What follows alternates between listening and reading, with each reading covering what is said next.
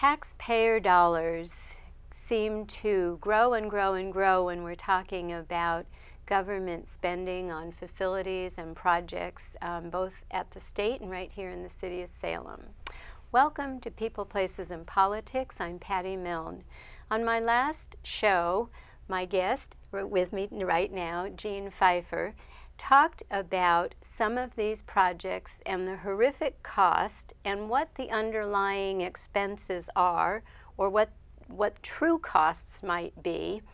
And we are going to continue that discussion today in this show and explore some more of Gene's knowledge and expertise that's behind his opinions on these projects and some of the ideas that Gene has had with regard to helping save taxpayer dollars and have good projects that are long-term and sustainable.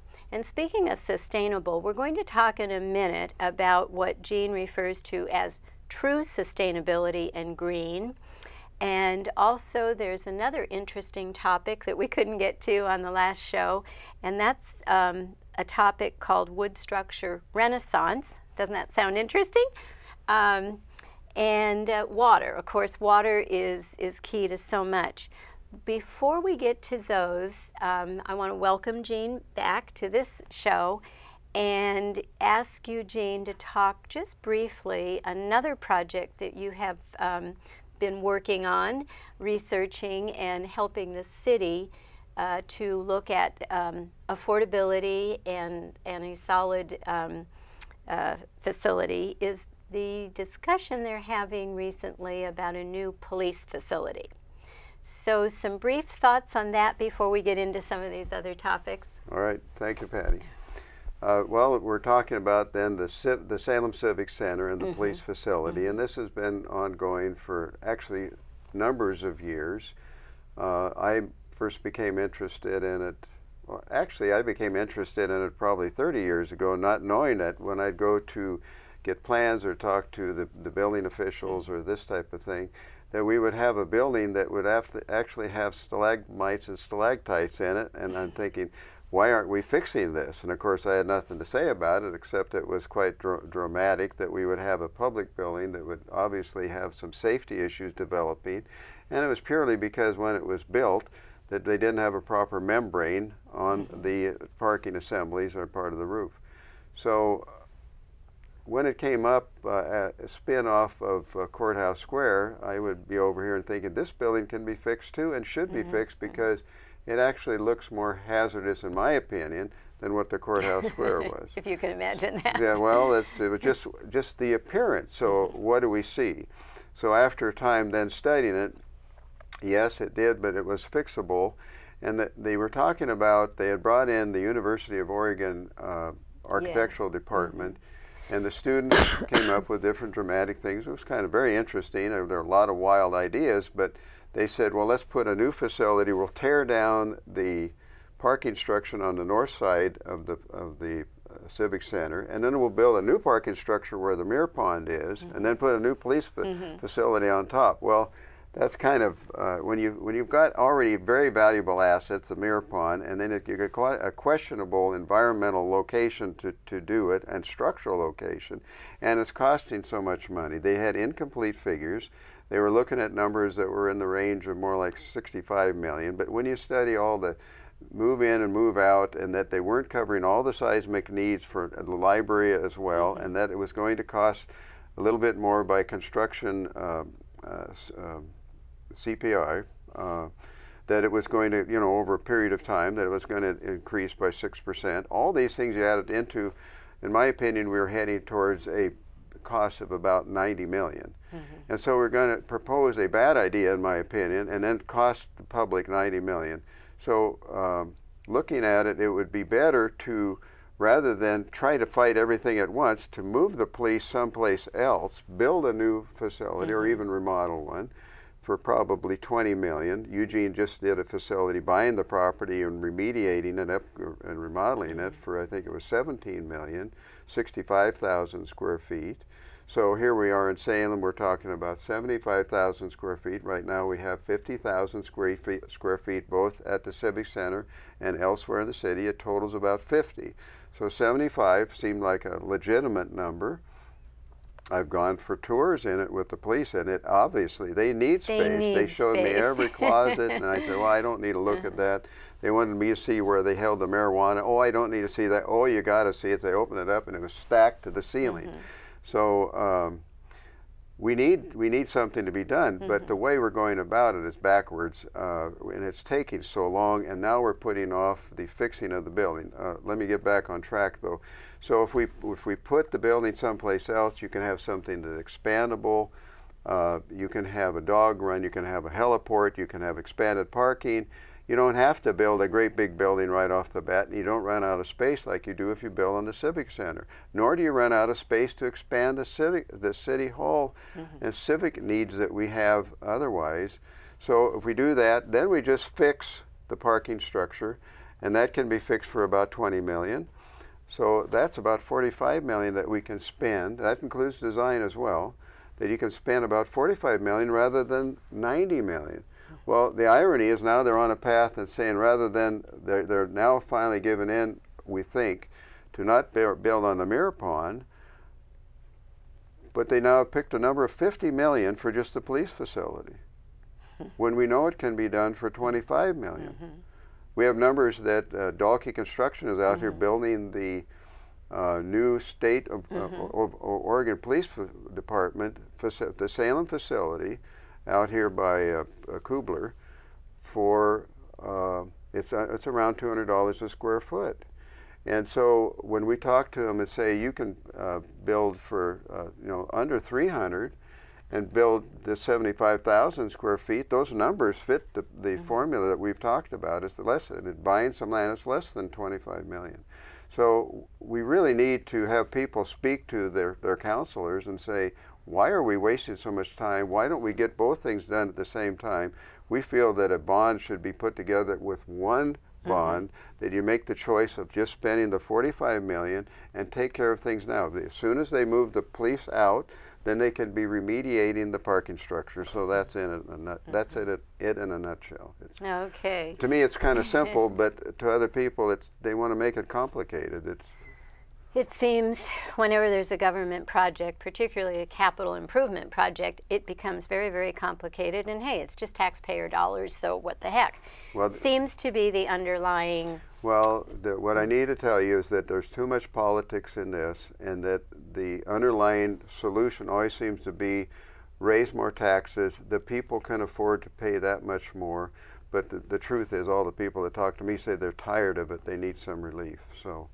Well, that's for sure, because here in Salem, Marion County, in this region, people have not yet recovered from that recession that was very, very difficult on local businesses and everyday families. And well, it's just a few dollars. And then, anyway, we want to save taxpayer dollars. We want good government facilities that'll last a long time and serve the need that they're designed to serve, but we don't need to keep gouging the taxpayers. Let's talk then about there's some definitions here that I wanted to get to help the audience understand maybe a little bit better. When you talk about wood structure renaissance, what does that mean? What's wood structure renaissance? Well, when we think in terms of our timber industry in Oregon, you can think of cut lumber that's studs, or that it's floor joists, or that it's rafters.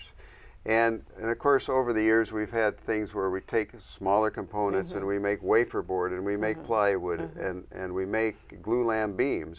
Well, now we've gone further than that, and we can make very strong strand board or structural members because of the glues that are used, etc. It's much like the courthouse square. When we fixed it, did we use all concrete and rebar? No, we used a bunch of plastic. The plastic was stronger than the concrete, and it made it work. So the same thing goes now in the what I refer to the Renaissance, is that we have other things that are developing that we need to build upon that are stated in the code even, or that we know by UL, that wood in a fire will stand up more to, the structure will stand up better than if it is steel. If it's steel, it gets hot, the metal weakens and it folds, and the structure fails. I built a hop dryer kiln over east of Mount Angel. I forget, 106 by 225, I guess, and concrete tilled up walls 46 feet tall, and the glue lambs in it we used were 106 feet long and 7 feet tall. Wow. And about 14 inches wide. And that we used because if there was a fire, it would stand up to the fire. So going back to the point, if we are then making materials that can stand up to this just as well as we have high-rise structures, and I don't know that we can make out of wood a structure like some of these that are world records that are into the heavens, you know, but already Canada's shown, I think that they built now a 13-story high-rise. Typically we can build in Salem, I think it's about 5 stories with some wood. We see it just over here now on the Riverfront project. Oh, yes. There's wood frame on top of concrete. So, but we can build so much more, be it glue lambs or if it's some other structure. There's a new word out, I think I'm going to say it right, cross-grain timber. It's where you're putting timber members together and actually making big floors of it and producing it in the factory and shipping it out. There's a building up in Vancouver, Washington that I just saw just recently that they're building, and it's beautiful. And if we can make it so that we can protect the wood, the key to this is protecting the wood. In the code book, there are many assemblies that are made of wood that will stand up to larger buildings in the code than what steel and concrete will allow. It depends on how you look at it, but the least structure or value, you could say it, is A is all concrete and incombustible, and then you go to, or type 1 is all concrete and incombustible. You go to a 5 and it's made out of wood or any kind of construction, but mostly it's combustible stuff in it. Well, you can build a building in many of the occupancies, which you could call a church or a business or a house. These are occupancies. You can build many of them larger than a type 2. A type 2, when most of the schools are being built, as I'll call them type 2B. You can build a type 5A bigger than many of those that are in this supposedly incombustible. So if we just come up with fire assemblies to protect it, we can branch out into a all new thing. And the interesting thing is that not only is the natural resource could be here, but we could be manufacturing it here. We don't have to ship it to China or Japan or someplace else. We can use it right here. We will optimize the value of our timber and make it, we'll come back. We can have Oregon come back. And it can be done. I mean, I thoroughly don't want to see us logging up on Three Sisters or something, but we have so much timber that's going to waste because I think people have lost sight of what they're trying to protect. Just in our own town, Salem, we just had Salem Hospital buy the School for the Blind. I don't want to go on this too long, but they bought the School for the Blind, and instead of respecting what are really significant trees, they went to a definition in the code book which says a significant tree is a white oak tree greater than 24 inches in diameter, but they still can get a variance to cut them down as well. Well, they came up with a design for a parking lot that said that the parking lot was more important than the trees that were in some cases over 200 years old. There were Douglas fir trees that were 5 foot in diameter. An arborist told me they were over 200 years old. And the oak trees and all these things, we clear cut 40 trees in that process rather than admiring that. So I'm saying in the urban setting we should. Were those trees healthy? Had they been determined to be? Well, they were healthy. The study was made by a very accomplished arborist 2 years ago, and said they were okay. There were minor things that recommend trimming. Only one tree did they not recommend saving. So different things come up, and this would be an all-new discussion that we could get into, even though that they lost their own what they call significant tree. But the point I'm making, we need to defend trees in the urban setting, and where we have parks or whatever. But we have so much resources here that we're not taking advantage of, and this is something that would help move it forward. Well, and to your point, though, a tree on that property is a different story than our renewable resources and timber that's marketable and helps our economy. So they kind of two different discussions to get. Patty would like to make one point to go along with that. Bob Pregitzer, he's deceased now, but he had Pregitzer Industries, a circuit board manufacturing. Well, in his years past, he owned a lumber mill and he was a logger, and he had the good thought to go ahead with something else because they were not being able to do what they could do previously, and so he started this circuit board company. And he told me, I want you to design my stuff so it has as much wood in it as you can reasonably use. This guy employed 6,000 people, and he wanted to use wood. We're not thinking about it. We should, instead of importing this steel and other things that are coming into the state, we should be using our natural resources here and keeping that value here. Oh, absolutely. We need that economic development and properly utilizing our natural resources. So. Talk then about true sustainability and green. Sustainability, everybody says, I want sustainability. We're going to sustain. What does it mean? What does sustainability really mean? Well, I'll start with the green first, I guess. It's that we should be more conscious of things around us, that we should be using herbicides that are more natural, not invasive to our environment, and I much go along with that myself. And I consider myself a conservative and a conservationist, but we're not. We really, I think, have gotten overboard with the green. That anybody that says that they're green is automatically green. And I looked at it from the standpoint of my dad's company that started in 1945, and that he saved everything. We get off a job, we wouldn't just throw stuff on the burn pile. He'd take it all back to his lumber yard. They had cement on them, they had nails we pulled out, but we reused everything. And in terms of the buildings that we put together, even that, if we had formed lumber that we would put it into the construction of the building. And he was green, and there's so many people that they end up on this list of saying that they're green. And I look at that list and I'm thinking, this is politics. It's not the truth. So go to sustainability. When we have sustainability, it says you make something last and it renews itself, and you can use it again and again and again. Like the trees, we can plant the forest that we cut the trees in. We have things that we can keep reusing. And when I find buildings that could have been fixed, now I don't go along with fixing every building, by the way. I just recently, up in the canyon, there was a church that wanted to remodel an old steel building, and I just told them it's going to cost too much money. It's just too many problems. You'd have to rebuild the whole thing. And so I said, just build a wood structure, and I proved the case that would save them. It was I don't know, $100,000 that they would save. But when I see buildings, you can fix an old building for 30% or 40% of what the replacement would be, then we should be doing that. Well, I see many of these buildings, they just knock them over, and then they build these new edifices that cost 2 to 3 times what they would have had to cost. And I mean, even with some good architectural features in them, rather than the whole thing. But you want the curb appeal and other things, but otherwise you just need some practical space like that we're sitting in.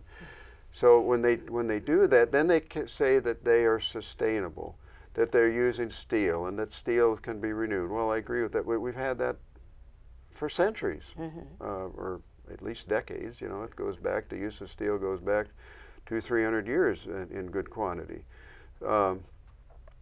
So it's not, in my mind, it's not the truth. So I push and I believe in true, honest sustainability. We have honest sustainability. If we can save these buildings and keep using them, rather than using those products that we use, our natural resources, and to fix an old building, we are using I'll use 30%. We're using 30% of the natural resources. We're using 30% of the so-called fossil fuels. We're using 30% of the labor. We're losing 30% of the funds. What does that leave? It leaves us 70% left to put on other things that are more of a priority. That to me is sustainable. You've got something in these buildings, if we're doing this, that we can have them so that the efficiency, the envelope, the insulation, the HVAC system, everything is very functional, and we don't have these buildings with these great big glass walls to the west that supposedly help heat the building, but they sure don't help you when you got a cooling problem. So I think that we got this falsehood going, and the government and the agencies, and unfortunately the professional designers, they've fallen into this thinking, well, I need to do that or I won't be popular. And we need to step away from that. We need to step away and look at what is reality, what is the best thing for the client, what is the best thing for their business plan, what is the best thing so they can actually do something rather than spending money that endangers them, or in the case of public buildings, it is way too much money. And in fact, in my position of accountable state design and construction, I find that we're building buildings anywhere from 50 to 300% more of what it would cost if we really knew what they could be built for. Well, it brings the question forward that whether, again, when of course we're talking primarily government buildings, to upgrade or to build new, there are so many regulations that require this and this and this, and it has to be sustainable. It has to have certain heating factor. The insulation has to be a certain level, and that adds cost. All of these new requirements add cost over and above what what the cost was prior to the latest, greatest. It's going to save money. It will save energy over a 50-year period of time. Well, most people aren't going to live or work in that facility for that long. And I'm just hypothetically to get to the point of some of these requirements are not cost effective. They're to feel good. They're to say we're going to save energy. But when you look at the cost, the payback is so far down the road for the time that you're paying for the building. It might be a bond, and you're talking taxpayer dollars, or even if it's a private facility or a private business, the payback is so far out that there really is not a cost savings. Well, correct. Well, you can think in terms, are we saving oil for the world? Are we saving water for the world? We can do those same things with the older buildings. An interesting thing to bring into the topic is many people blame the unions for things, and I certainly will say that too. Buildings cost 20 to 25% more because of the unions, but that is not 50 or 300% more. That is because the designers, instead of the 1.5% that's required for some solar energy or something, or that 1.5% is for artwork, that's a small percentage. It's certainly adding to the cost, but they're making buildings that are costing 100% more to do those elements, and they're getting away with it, whether they do it intentionally or not. That's what's happening. We need to get back to earth, and if we can use back to the Renaissance in wood structures, that's the kind of thing we need to be thinking about, and we're going to be increasing our local economy, our state economy at the same time. So, you mentioned the union costs, and just for any viewers who may not be aware, the prevailing wage, which the government, these projects that we've been talking about, prevailing wage has to be paid when there's a government contract, and that does increase the cost substantially. But then, like you say, to meet these requirements in order to be energy efficient, or some of the other thing, retaining water, the rainwater, runoff water, the intentions are good. But I'm wondering if, and you're an expert on this, I'm not, if some of these good ideas have not yet been perfected in order to save money. Maybe some more research needs to be done to perfect some of these ideas so that they could in fact be more cost effective? Well, if I could, I'll give you a quick example. And I think the politics is what keeps it from going forward. We hear the Oregon School Boards Association crying about how much the schools are costing. We hear school boards crying about how much it's costing. Yet nobody's trying to step away from what they get sucked into. We can build a building that looks like a school, has a masonry veneer, wood frame structure, 1 hour construction, sprinkled building, great HVAC, great electrical, so all the site work for $175 a square foot. That's with Davis-Bacon or prevailing wage. Whereas what they're going to now is buildings that are $300 a square foot. They're not looking, the private sector, what are they doing it for? Blanchette just added a building addition, which is more expensive. It was $160 a square foot. Salem Academy just 3 years ago did an expansion of their facility. It was classrooms, $100 a square foot. And there was one in Silverton that was very simple, like a small grade school, but they did it for $85 a square foot. We need to have the public sector looking at the same thing. These are private schools being and building very well. Even if the $100 a square foot was prevailing, supposedly it'd be $125 a square foot. That's much better than $300. And where's the problem? The problem starts with the professional design and the agency parties who are working with them, not giving them a specific budget to say keep it. Well, again, when it's not your money, it's the taxpayer money, and oh well, you know, this is what it costs, and we want to be able to check all the boxes for the sustainability, the environmental this, and as you mentioned earlier, the art that's required. Another, you know, nice idea, but is it really necessary? It adds cost.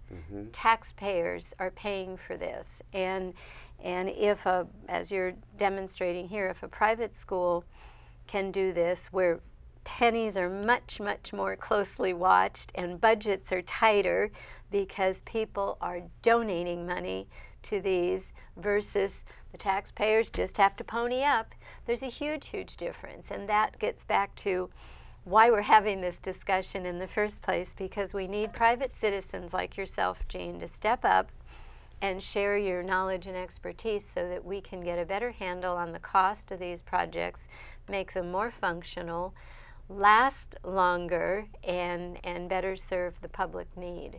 So I want to thank you for joining me again, and we're going to have to come back and do another show to get into some of these other topics and issues that we just didn't have a chance to do in these two back-to-back shows that we've just done. So come back and let's continue this discussion. It would be fun. Thank you. Thanks for joining me.